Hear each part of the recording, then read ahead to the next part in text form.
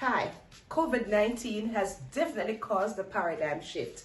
I'm home like you are, possibly homeschooling. I'm in my son's bedroom. In his bedroom, we have a whiteboard where we, would normally do some work. So today we're coming from his bedroom to you. We're going to be looking at solving fractional equations today. And I think that you could benefit from that too. So let's go. I'm going to mount the rules so that we can refer to that as we go. And I want you to know that we're at home, so we're utilizing the things we have in the home. Since we're quarantined, you may not be able to go to the bookstore, or you don't even have to. We're saving. We have to save in times like these. So my chart is on the cereal box. All right, so we're going to be using these rules. These 3 rules will help us to get through solving fractional equations. So rule 1 says identify the LCD, least common denominator. Rule 2, multiply the terms by the least common denominator. And rule 3, solve the resulting equation. We're going to be working with that. I have my note cards here, also made from the cereal box. So we are definitely using stuff. I am going on as though you are already acquainted with equations. So if you are not, I'm sorry. We may have to do a new video where I'm teaching this lesson, hoping that you would have already had the prerequisite. You know how to do equation. So we're going to be looking at number 1. Let's go. So we have x. Hope you can see my marker. What we're working on, it says here, x take away 5 over 4 is equal to 3x plus 2. How do we solve that? So remember we said identify the LCD. Identifying the LCD, let us make this a fraction as well. There are 2 ways. I'm going to work it both ways. My preferred way and your way. Maybe the other way, one of them would be your preferred way. But of the 2, one is my preferred way. I want to tell you which one.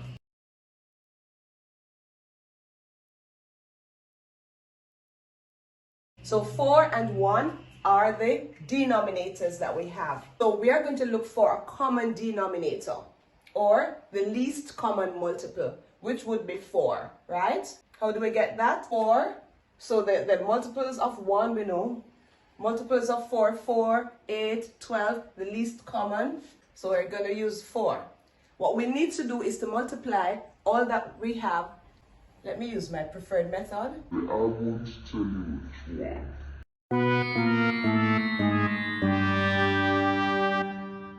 So we're saying that the least common multiple is 4, and we have that here, or LCM. And as usual, when we'll be solving a fraction, we're using that skill. Math is literally using all the tiny pieces you have, as if we're working with building blocks, all the tiny pieces that you have already learned, and we're going to just put them together. That's what math is, putting the tiny pieces together. All the little pieces that you'd have learned earlier from as early as kindergarten. Let's go. So let's say 4 divided by 4 gives us 1. So we're multiplying this by 1. 1x is x, and 1 times, put it here, x, and put a minus sign, and 1 times 5 is 5. Are you seeing that? Do you see that? As we would have done a regular fraction problem. Put back the equal sign. 1 into 4 goes how many times? 4 times, right? So we're multiplying, because we did say multiply the term by the LCD. Are you seeing how these 3 steps are working? Yes. Good. So we're multiplying by 4. So 4 3s, 4 times 3x would give us 12x. So we have 12x is there, plus 1 into 4 goes 4 times. 4 multiplied by 2 is 8. Then step 3 says solve the resulting equation. I'd like to write the equation separately now so we can see it. Let me get a different color ink. So the equation we now have is x, are you seeing? Take away 5 is equal to 12x plus 8. Are we seeing that? Yes, ma'am. 12, so x take away 5 is equal to, so this line is what the equation now is. That's what we call the resulting equation. Yes, ma'am. So let's work. equation, we know both sides need to be balanced. Whatever we do to the left side, we should do it to the right side. Whatever it is we do to the right side, we're going to do to the left side. For those who are very advanced, I normally say do the opposite. Once you cross the equation, the operation will be opposite. So if you're adding, once you cross the equal sign, you subtract. If you're multiplying, when you cross the equal sign, you divide. And it goes on like that.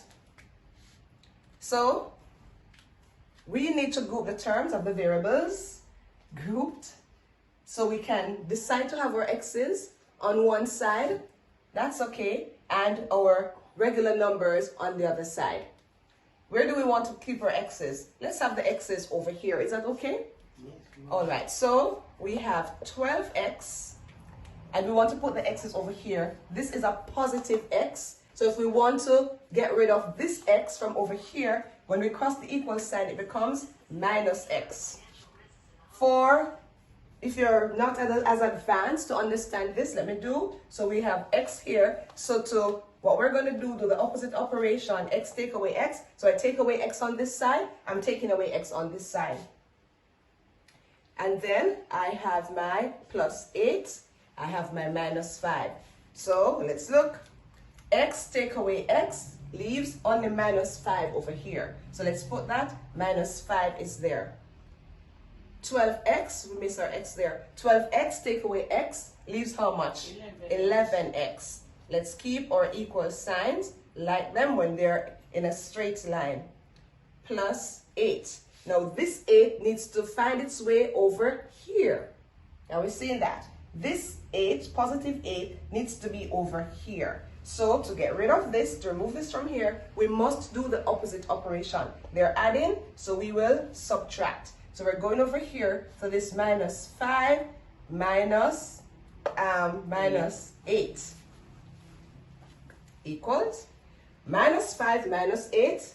What does that mean? Literally, we're saying I owe 5 and then I went and I borrowed another set of 5. So this is minus 5 plus minus 8. I owed $5 and I borrowed $8 more. So now I am owing 13. So minus 13. I call the minus signs and negative signs what I owe, the positive signs what I own, what I have.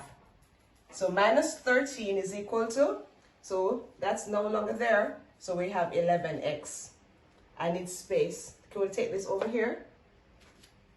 So here we have 11, negative 13 is equal to 11x. 11x is the same as 11 multiplied by x.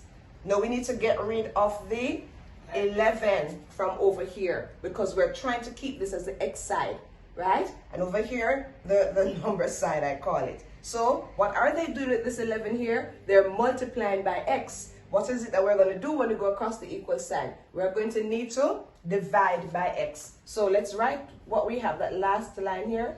Minus 13 is equal to 11x. So we said they're multiplying. We're going to divide. We're going to divide. So 11 cancel 11 leaves x. And we have minus 13 over 11. Do we understand that? Yes, ma'am. All right. We can work this another way. And we're going to work the other way. So that's one way. Math can be solved different ways. So now we're going to be looking at method 2.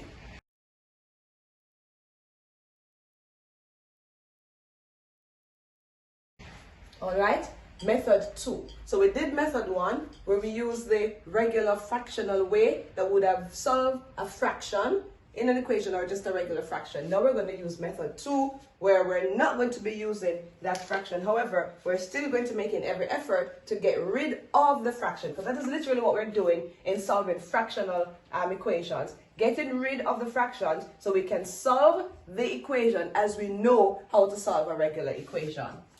So we determined before that the LCD would be 4.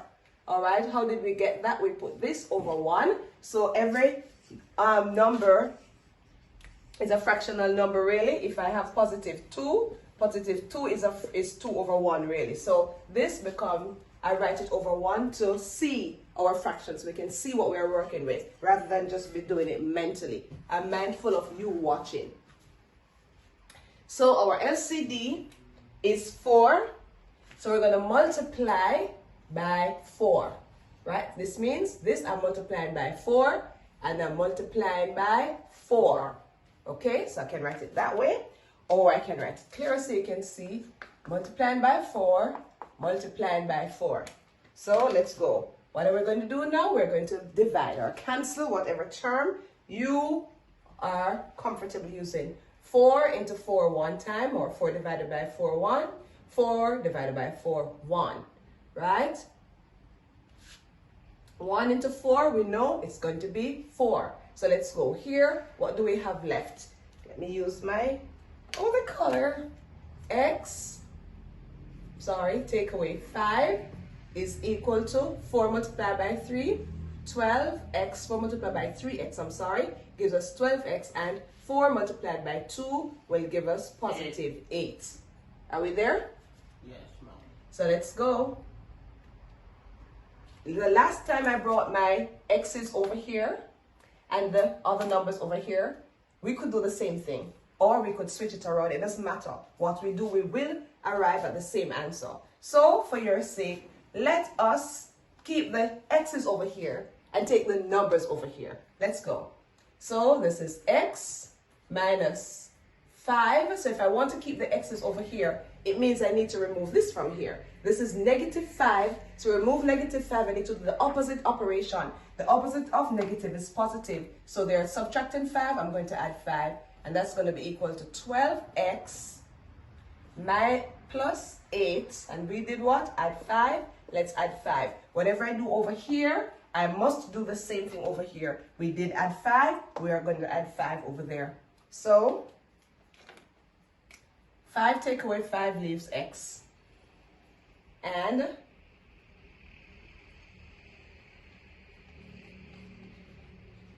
right, so x is now equal to 12x plus 8 plus 5. 8 plus 5 is 13. I'm not so confident with this color that my viewers are seeing, so let me do that. X is equal to 12x plus 13. We want to, said this was the x side, so now we're going to need to get rid of this. So 12x is the same as 12 times x.